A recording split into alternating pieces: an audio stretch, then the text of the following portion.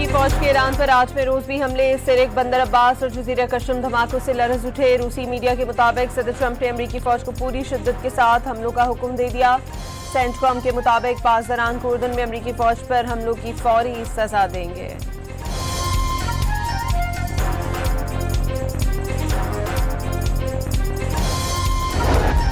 ईरानी supreme leader Mushtaba खामनाई का अमरीका को नाकाबिले फरामोश सबक सिखाने का ऐलान। मफाहमती याददाश्त की खिलाफ वर्जी ने एक बार फिर साबित कर दिया अमरीकी सदर के दस्तखत की कोई हैसियत या एतबार नहीं। मुश्तबा खामनाई का कौम के नाम पैगाम।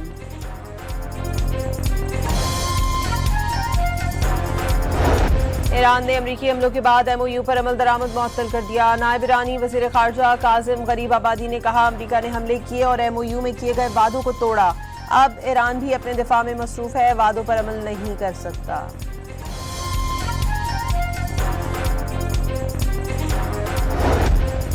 अमरीकी फौज ने उर्दन में ईरानी हमले में अपने 2 फौजियों की हलाकत और 1 के लापता होने की तस्दीक कर दी। ईरान जंग में मरने वाले फौजियों की कुल तादाद 17 हो गई। अल जजीरा की रिपोर्ट के मुताबिक अमरीकी फौजियों की हलाकतें सदर ट्रंप के लिए शदीद मुश्किलात पैदा करने का बाइस बन रही हैं।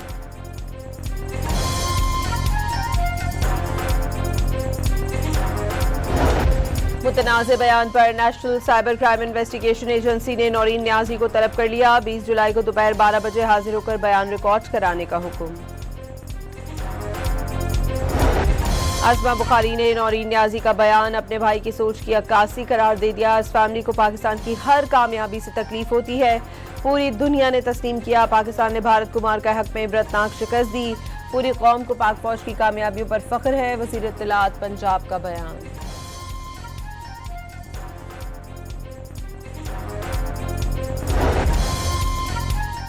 पाकिस्तान और जम्मू कश्मीर के दरमियान तारीखी, सकाफती और रूहानी रिश्ते मजबूत हैं। कश्मीरी अवाम के हक खुद इरादियत का एहतराम नागुज़ीर है। सदर ममलिकत आसिफ जरदारी का यौम इल्हाक़ पाकिस्तान पर पैगाम। पाकिस्तान ने भारतीय तैयारों पर फ़ज़ाई हुदूद की पाबंदी में तोसी कर दी। भारतीय रजिस्टर्ड या भारतीय ऑपरेटेड तैयारों के लिए पाकिस्तानी फ़ज़ाई हुदूद 24 अगस्त 2026 तक बंद रहेगी।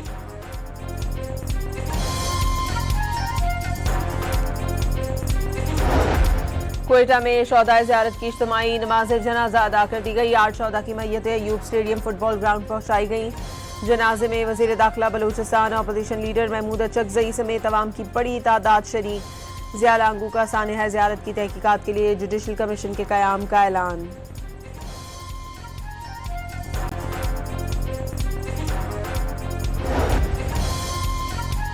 कराची के इलाके न्यू सब्जी मंडी के करीब मुबैना पुलिस मुकाबला। तौसीफ और इमाम बख्श नामी 2 डाकू को जख्मी हालत में गिरफ्तार कर लिया गया। असलहा और मोटरसाइकिल बरामद कर ली। हिजरत कॉलोनी में अंधी गोली लगने से 17 साला इकरा जख्मी हो गई।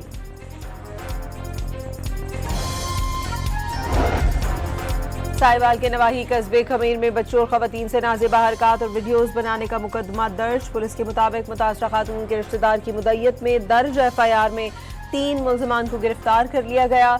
मुल्ज़िमान में उमर हयात, हाफिज सावल और अहमद शामिल। मरकजी मुल्ज़िम उमर हयात से नाज़ेबा वीडियो क्लिप्स बरामद किए गए। DPO का मुल्ज़िमों के मोबाइल फ़ोन फॉरेंसिक करवाकर और शवाहिद की रोशनी में मुल्ज़िमान को कैफरे किरदार तक पहुँचाने का आज़म।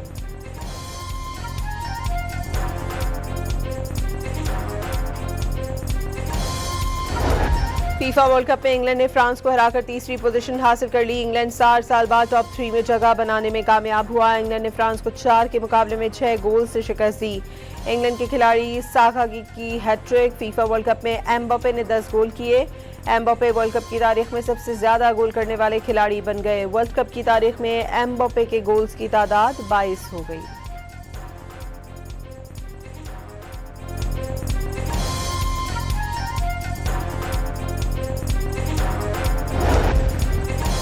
और फीफा वर्ल्ड कप का फाइनल आज न्यूयॉर्क में खेला जाएगा। एक तरफ दिफाई चैंपियन अर्जेंटीना तो दूसरी तरफ यूरोपीय चैंपियन स्पेन।